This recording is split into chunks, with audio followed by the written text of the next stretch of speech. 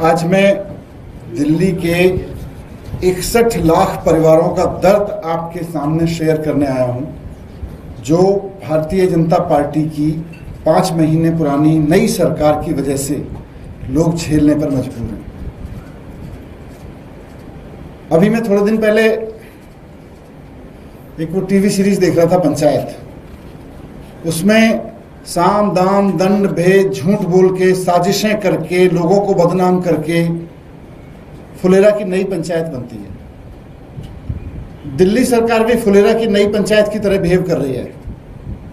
साम दाम दंड भेद करके, एजेंसीज को दुरुपयोग करके, पुलिस का दुरुपयोग करके, सारी चीजों का दुरुपयोग करके इन्होंने फुलेरा की नई पंचायत बना ली। लेकिन इनके साथ प्रॉब्लम है कि इनको अब सरकार चलानी नहीं आ रही, और क्योंकि इनको सरकार चलानी नहीं आ रही तो कुछ भी ऑर्डर ले रहे हैं, कुछ भी ऑर्डर दे रहे हैं।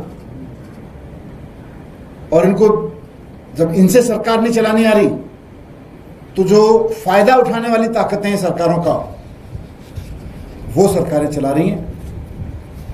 मैं आज आपसे जिस मुद्दे पे बात करने आया हूं वो दिल्ली के कम से कम 61 लाख परिवारों का दर्द है। हम सब जानते हैं पिछले कुछ दिनों से कि 1 जुलाई से दिल्ली की सरकार ने, फुलेरा की नई पंचायत ने दिल्ली के लोगों के लिए उनकी गाड़ियां चलाना मुश्किल कर दिया है, उनकी मोटरसाइकिल चलाना मुश्किल कर दिया है।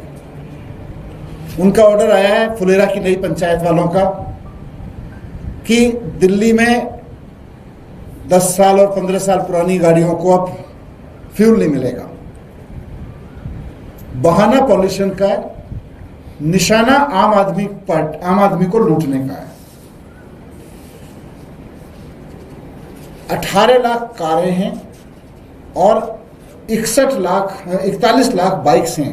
कुल मिला के 61 लाख परिवार हैं जिनके व्हीकल्स पर भारतीय जनता पार्टी की सरकार के इस फैसले की वजह से गाज गिर रही है। और ये उनके व्हीकल्स पे नहीं गिर रही, उन परिवारों पे गिर रही है।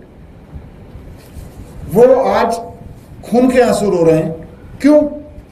क्योंकि उनकी गाड़ी तो ठीक है, उन्होंने मेंटेन करके रखी हुई है, उनकी गाड़ी फिट है। 50,000 किलोमीटर तो छोड़ो, 20,000 किलोमीटर तक नहीं चली हैं बहुत सारी गाड़ियां। पॉल्यूशन कंट्रोल के जितने मापदंड हैं, पीयूसी के जितने स्टैंडर्ड्स हैं, सब पे उनकी गाड़ी एकदम फिट है, मेंटेन करके रखे हुए लोगों ने गाड़ियां। लेकिन क्योंकि अब पेट्रोल डीजल नहीं मिलेगा उनको, क्योंकि नई पंचायत का आदेश है फुलेरा की कि नहीं साहब, ये गाड़ियां नहीं रहेंगी, नई गाड़ियां खरीदिए अब आप, नई मोटरसाइकिल खरीदिए अब आप। तो एक तरह से भारतीय जनता पार्टी 61 लाख परिवारों को दिल्ली के मजबूर कर रही है कि नई कारें खरीदिए, नई मोटरसाइकिल खरीदिए, हम आपको पुरानी मोटरसाइकिल पे नहीं देखेंगे, पुरानी मोटरसाइकिल, पुरानी बाइक आपको घर में नहीं रखने देंगे। तो कुल मिला के देखें तो ऑटोमोबाइल कंपनियां सबसे ज्यादा फायदे में है इसके। चांदी किसकी हो रही है? लोग दुखी हैं, चांदी हो रही है ऑटोमोबाइल कंपनियों की। मौज आ रही है, बड़े बड़े सपने दिख रहे हैं ऑटोमोबाइल कंपनियों को, क्योंकि जब आप मजबूर कर देंगे लोगों को तो 18 लाख परिवारों को नई कार खरीदनी पड़ेगी, 41 लाख परिवारों को नई मोटरसाइकिल खरीदनी पड़ेगी, क्योंकि काम तो चलाना है दिल्ली में, रहना तो है दिल्ली में। तो पूरा का पूरा मिडिल क्लास दिल्ली का इस वक्त दुखी है इस बात से। और कौन लोग हैं ये जो इस भारतीय जनता पार्टी के इस फैसले से इसकी चपेट में आ रहे हैं? मैं जानता हूं हम में से, आप में से बहुत सारे लोग हैं सैलरीड क्लास। एक आम सैलरी पाने वाला इंसान 4-5 साल अपनी सैलरी में से बचत करता है, तब जाके एक मोटरसाइकिल या एक कार लोन पे लेता है। 5 साल, 8 साल, 10 साल के लिए लोन पे लेता है। और भारतीय जनता पार्टी कह रही है अब आपको तेल नहीं मिलेगा। कोई आदमी दफ्तर, सैलरी वाला आदमी दफ्तर से घर जाता है, घर से दफ्तर आता है, अधिकतर बस में, मेट्रो में जाता आता है, लेकिन कभी कभी गाड़ी से भी आता जाता है। बच्चों को मार्केट ले जाने के लिए कार खरीद के रखता है, किसी पारिवारिक सामाजिक फंक्शन में जाने के लिए कार खरीद के रखता है। उसकी कार 10,000 किलोमीटर भी नहीं चली होगी, अभी लोन भी नहीं उतरा होगा उसकी गाड़ी का, लेकिन भारतीय जनता पार्टी कह रही है अब नई कार खरीदो। अगर कार रखनी है तो नई कार खरीदो। सीनियर सिटीजन्स हैं, आप सोच के देखिए कि सीनियर सिटीजन्स अपने पास गाड़ियां रखते हैं और वो बहुत कभी कभार चलती हैं, लेकिन और अब सीनियर सिटीजन कहां से नई कार खरीदेंगे, क्योंकि सरकार तो कह रही है अब नई कार खरीदो। अगर सीनियर सिटीजन्स को अगर कार रखनी है तो नई कार खरीदो, हम आपको पुरानी कार पे नहीं रखने देंगे। तो सैलरीड क्लास जो बड़ी मुश्किल से बचत करा करा के अपने लोन लेता है और फिर किस्तें चुकाता है, उसको भारतीय जनता पार्टी कह रही है नई कार खरीदनी पड़ेगी आपको। सीनियर सिटीजन इस उम्र में रिटायरमेंट के बाद कहां से नई कार खरीदेंगे। मैं कल मंडावली गांव में एक फंक्शन में था, सोशल फंक्शन था कोई, वहां पे बुजुर्गों के बीच यही चर्चा चल रही थी कि भाई हम तो दिन में हफ्ते में 2-4 दिन गाड़ी बाहर निकालते हैं 15 किलोमीटर 10 किलोमीटर चलाने के लिए, हमारी कार तो अभी 10,000 किलोमीटर नहीं चली है, फिट गाड़ी है, कैसे बदल दें यार, कैसे नई कार ले ले, कहां से ले आऊं, मैं सीनियर सिटीजन हूं। वो बुजुर्ग आदमी मुझसे पूछ रहे थे रिटायर हो गया, अब मैं किससे पैसे मांगू, मुझे लोन भी नहीं मिलेगा, मैं नई कार कहां से लाऊं। तो ये और बहुत सारे वर्ग ऐसा है जो सेकंड हैंड गाड़ी खरीदता है। सैलरीड क्लास में छोटी दुकान वाला आदमी है, छोटी कमाई है उसकी, वो सोचता है थोड़े से पैसे बचा लेते हैं, थोड़ा सा कहीं कहीं से पैसे बचा लेते हैं, 5-6 साल पुरानी एक सेकंड हैंड कार खरीद लेंगे। किसी ने पैसे बचा बचा के 6 साल पुरानी एक 4-5 साल पुरानी कार खरीदी। अब भारतीय जनता पार्टी की सरकार कह रही है भाई 5 साल पहले आपने कार खरीदी थी, अब बेच दो, दूसरी खरीदो, नहीं खरीदो, अब नहीं खरीद चलने देंगे इसको, अब दिल्ली में नहीं चलेगी।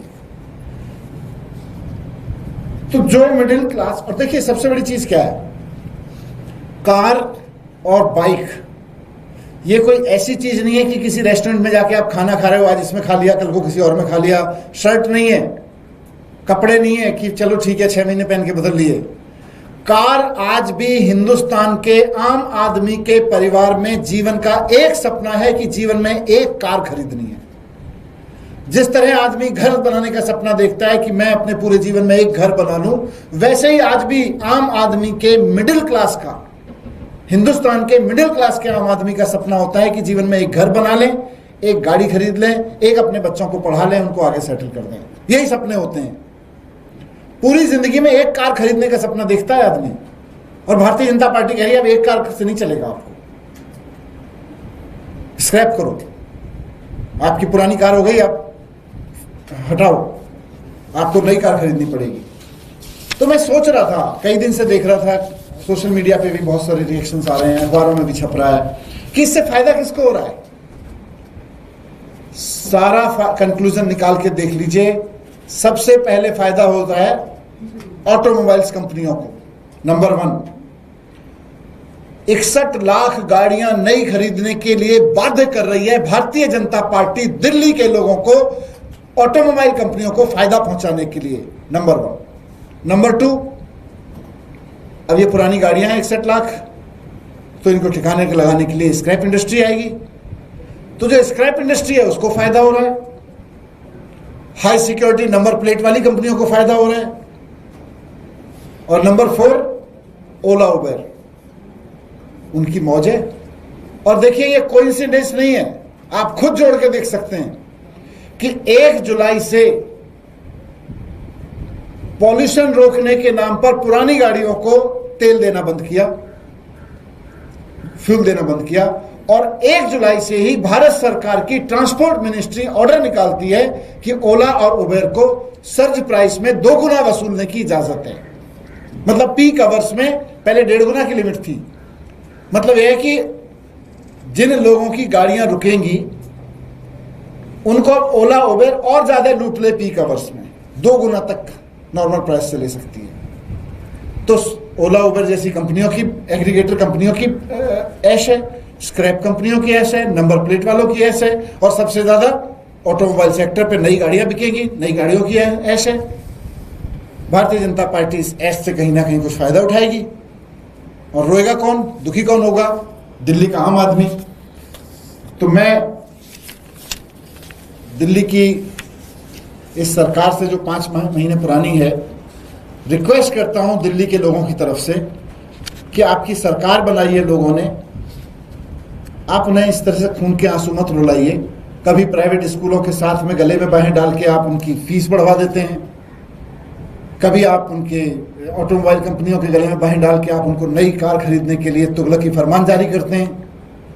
इस ऑर्डर को वापस लिया जाए। मैं दिल्ली की जनता की तरफ से भारतीय जनता पार्टी से मांग करता हूं कि ये जो तेल ना देने वाला ऑर्डर है इसको वापस लिया जाए। बहुत सारे लोगों की गाड़ियां फिट हैं और बहुत सारे लोगों की गाड़ियां अभी 2-2, 4-4 साल में भी ज्यादा पॉल्यूशन फैलाने वाली बन गई हैं। पॉल्यूशन रोकने के लिए जो पॉल्यूशन रोकने वाले तरीके हैं वो अपनाइए। ये नई गाड़ियां खरीदवाने वाले तरीके ठीक नहीं है, ये लोगों को लूटने वाले तरीके हैं। धन्यवाद। सर, डर क्या सरकार का कि एनजीटी सुप्रीम कोर्ट का आदेश रहा है, इसके लिए ही कार्रवाई की जा रही है?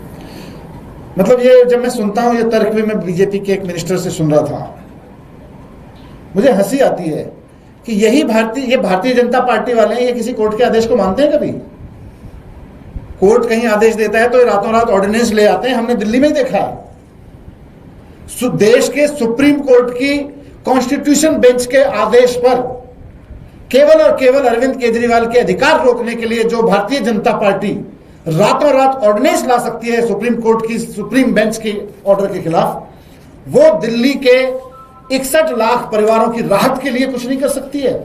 शर्म आती है ऐसी सरकार पे जो कोर्ट का बहाना लेके दिल्ली के लोगों को लूट रही है। सर, रामवीर पिदोड़ी जो सांसद हैं वो तो साफ तौर पर कह रहे हैं कि ये ईंधन न देने का फैसला भी आप लोगों का है, एआई लेस कैमरे जो है वो पेट्रोल पंप पे लगवाने का फैसला भी आपको है, उन्होंने योजना को अंतिम रूप दिया। झूठ क्यों बोल रहे हैं? फैसला लागू किसने किया? वापस कर दो अगर हमने लिया था तो। पहली बात तो झूठ बोल रहे हैं। भारतीय झूठा पार्टी इसी के लिए तो इनका नाम है, कुछ भी झूठ बोल देंगे वो चल जाएगा। दिल्ली में एक डबल मर्डर हुआ है लाजपत नगर में, एक महिला और उसकी बेटी की हत्या हुई है। इनको भारतीय जनता पार्टी वालों को लॉ एंड ऑर्डर ठीक करना था, पुलिस ठीक करनी थी, पॉल्यूशन ठीक करना था। उसके लिए धूल इतनी उड़ती है दिल्ली में, उसको रोकना था। उसकी जगह लोगों को गाड़ियां पे लेके बैठ गए कि नई गाड़ियां खरीदो, नई गाड़ियां खरीदो, नई गाड़ियां खरीदो। ऑटोमोबाइल कंपनियों के हाथों लोगों को लुटवाने बैठ गए, अपराधियों के हाथों लोगों को मरवाने के लिए बैठे हुए हैं। मनीष जी, मनजिंदर सिंह सिरसा कैबिनेट मंत्री हैं, उन्होंने मुख्य चुनाव आयुक्त को पत्र लिखा है और कहा है कि आम आदमी पार्टी बांग्लादेशी और रोहिंग्या का समर्थन करती है, उनका सपोर्ट करती है। सिरसा साहब को कहें कि वो मंत्री बन गए कि दिल्ली की जनता के लिए कुछ काम कर लें।